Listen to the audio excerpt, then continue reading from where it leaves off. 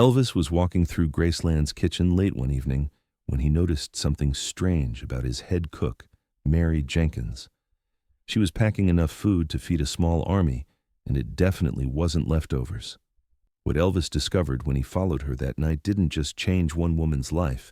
It started a hunger relief movement that transformed how America feeds its most vulnerable citizens. It was December 3rd, 1974, and Memphis was experiencing one of the harshest winters in decades. Temperatures had dropped below freezing for 2 weeks straight, and homeless shelters throughout the city were overflowing with people seeking warmth and food. But inside Graceland, life continued as usual. Elvis was between tours, spending time at home, working on new music, and enjoying the comfort of his mansion. Mary Jenkins had been Elvis's head cook for 3 years, and she was beloved by everyone at Graceland. A 47-year-old African-American woman from North Memphis, Mary had grown up in poverty herself and had worked her way up from washing dishes in local restaurants to becoming one of the most sought-after private cooks in the South. Mary was known for her incredible fried chicken, her cornbread that could make angels weep, and her ability to stretch any meal to feed unexpected guests.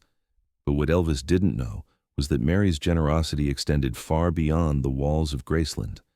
Every night after finishing her duties, Mary would carefully pack large containers with leftover food. And it wasn't just scraps. She would intentionally cook extra portions of the finest meals, carefully package complete dinners, and load them into her old Buick station wagon. Elvis had been having trouble sleeping lately, a problem that would plague him for years.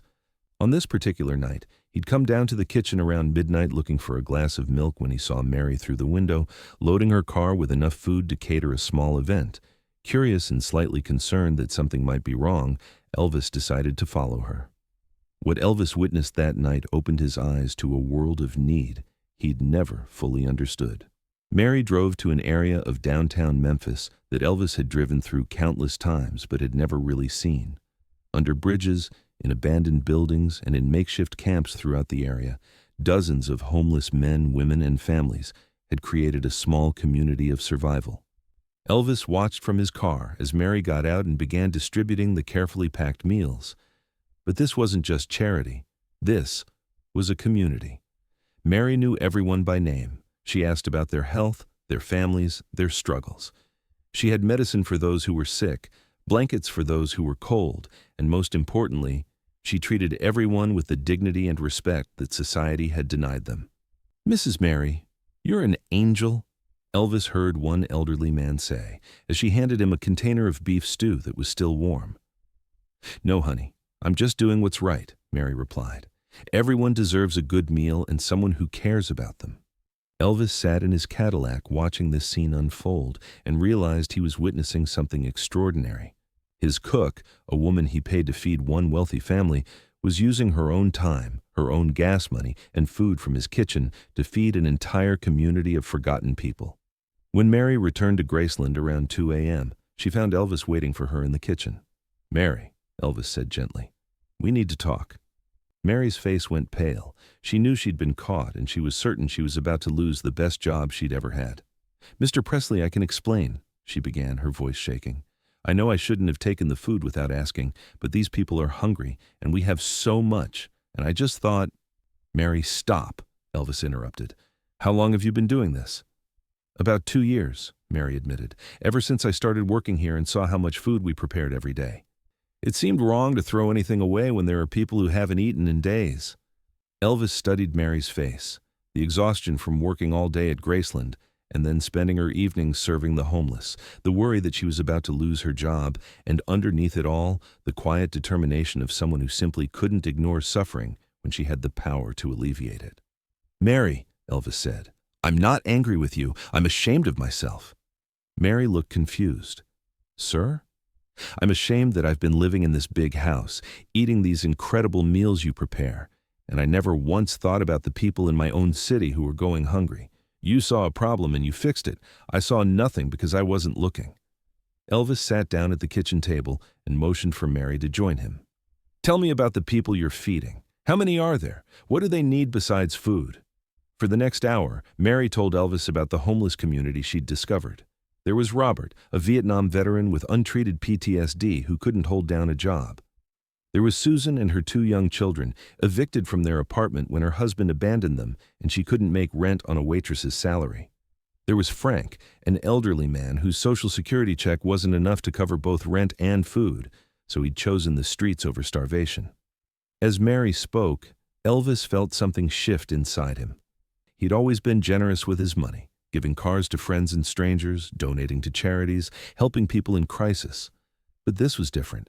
This was systematic, ongoing need in his own backyard, and he'd been oblivious to it. "Mary," Elvis said, "what would it take to feed all of these people properly? Not just leftovers, but real meals every day?"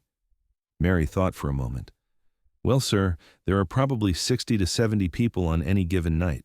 To feed them all a proper dinner would require a lot more food than I can sneak out of here, and it would need to be prepared in a real kitchen, not just reheated." "What if we set up a real kitchen?" Elvis asked. "What if we found a place where you could cook for all of them every night with all the ingredients you needed?" Mary stared at Elvis in disbelief. "Mr. Presley, that would cost thousands of dollars every month. That would be like running a restaurant." "Then let's run a restaurant," Elvis said. "A restaurant where the only payment required is need." What happened over the next 6 weeks became known as the Graceland Christmas Miracle. Elvis immediately began working with local officials to find a suitable location for what he initially called Mary's Kitchen, though Mary insisted it should be called the King's Table in honor of Elvis's support. They found an abandoned diner on Beale Street that had been closed for 2 years. Elvis bought the building, renovated it completely, and equipped it with industrial-grade cooking equipment that could feed hundreds of people daily. He hired a full-time staff to work alongside Mary, ensuring the kitchen could operate every day of the week. But Elvis's vision extended beyond just feeding people. Working with local social workers, he created a comprehensive program that included meal service, job placement assistance, mental health counseling, and temporary housing placement.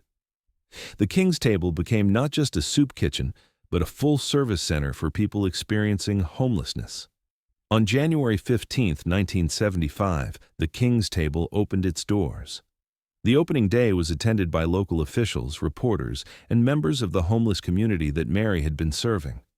Elvis personally served the first meal, Mary's famous fried chicken dinner with all the fixings, to Robert, the Vietnam veteran who had been one of Mary's first regular visitors.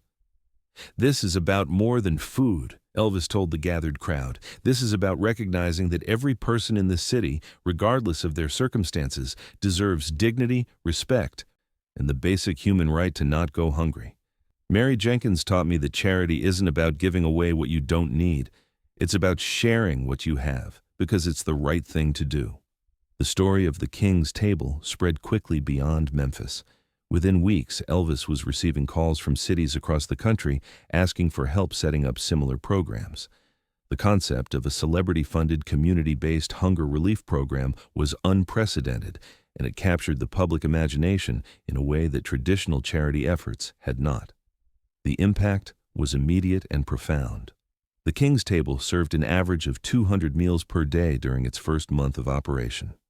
But more importantly, the comprehensive services offered through the center helped 47 people find permanent housing and 23 people secure steady employment during that same period.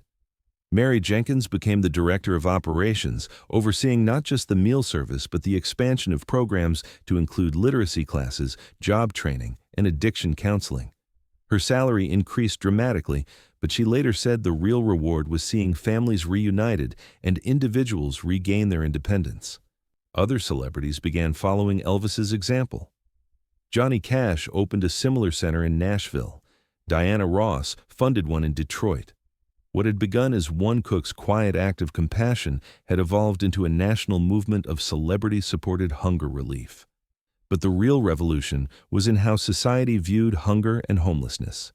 Before the King's Table, most Americans saw homelessness as a personal failing, the result of laziness, addiction, or mental illness that individuals needed to overcome on their own. Elvis's approach, guided by Mary's wisdom, treated homelessness as a systemic problem that required systemic solutions. The King's Table model proved that hunger relief programs could be both compassionate and effective. By providing not just food but comprehensive services, they achieved placement rates that far exceeded traditional homeless shelters. The program became a model studied by social workers, government officials, and poverty researchers across the country. Elvis continued to be personally involved with the King's Table throughout the rest of his life.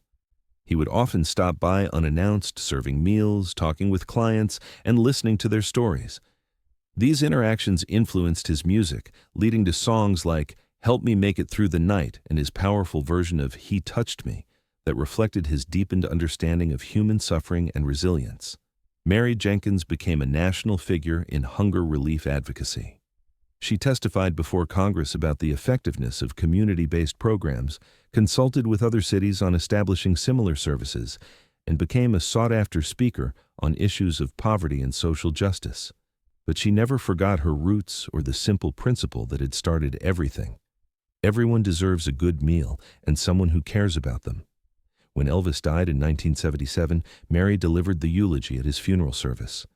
She spoke about a man who could have lived his entire life insulated from the struggles of ordinary people, but chose instead to use his privilege and resources to help those who had been forgotten by society. Elvis didn't just feed hungry people, Mary said. He taught all of us that we have a responsibility to see the need around us and to act on it. He showed us that fame and fortune mean nothing if you don't use them to make other people's lives better. The King's Table continued operating for more than 20 years after Elvis's death. It evolved into a multi-service community center that included permanent housing units, job training programs, healthcare services, and educational opportunities.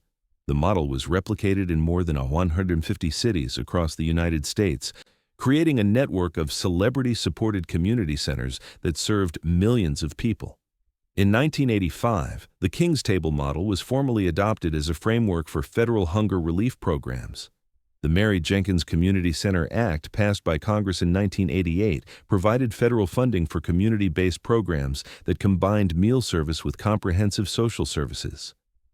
Today, there are more than 3,000 community centers across America that trace their origins back to Mary Jenkins's quiet acts of compassion and Elvis Presley's decision to amplify her efforts. These centers serve more than 2 million meals annually and provide services to hundreds of thousands of individuals and families experiencing food insecurity. At Graceland, visitors can tour the King's Table Memorial Kitchen. The exhibit includes the original containers Mary used to transport food to the homeless community, photographs from the opening of the King's Table, and a recording of Elvis explaining his philosophy of service. A plaque at the entrance reads, "Sometimes the greatest revolutions begin in the smallest acts of kindness. Mary Jenkins saw hunger and fed people. Elvis Presley saw potential and fed a movement." Mary Jenkins lived until 2003, continuing to work in hunger relief until she was 89 years old. At her funeral, speakers included 3 members of Congress, 2 governors, and dozens of people whose lives had been changed by the King's Table programs. But the most moving tribute came from Robert, the Vietnam veteran who had been among her first visitors under that bridge in 1974. "Mrs. Mary saved my life with a container of beef stew," Robert said. "But more than that, she saved my dignity by treating me like I was worth saving. That's a gift you can't put a price on." The story of Mary Jenkins and Elvis Presley reminds us that social change often begins with individual acts of compassion. Mary could have followed the rules and kept Graceland's food within the mansion. Elvis could have fired her for taking liberties with his property. Instead, they chose to see abundance where others saw scarcity and to treat human need as more important than corporate policy. Their partnership proved that addressing systemic problems doesn't require waiting for government action or institutional change. Sometimes it requires one person willing to share what they have and another person willing to amplify that generosity into something transformational. The hunger relief movement that began with One Cook's midnight drives through Memphis continues to feed millions of people today. Every meal served at community centers across America carries the legacy of Mary Jenkins's conviction that everyone deserves dignity, and Elvis Presley's belief that privilege comes with responsibility. Their story demonstrates that the most powerful revolutions are often started not by politicians or activists, but by ordinary people who simply refuse to accept that suffering is inevitable when abundance is possible.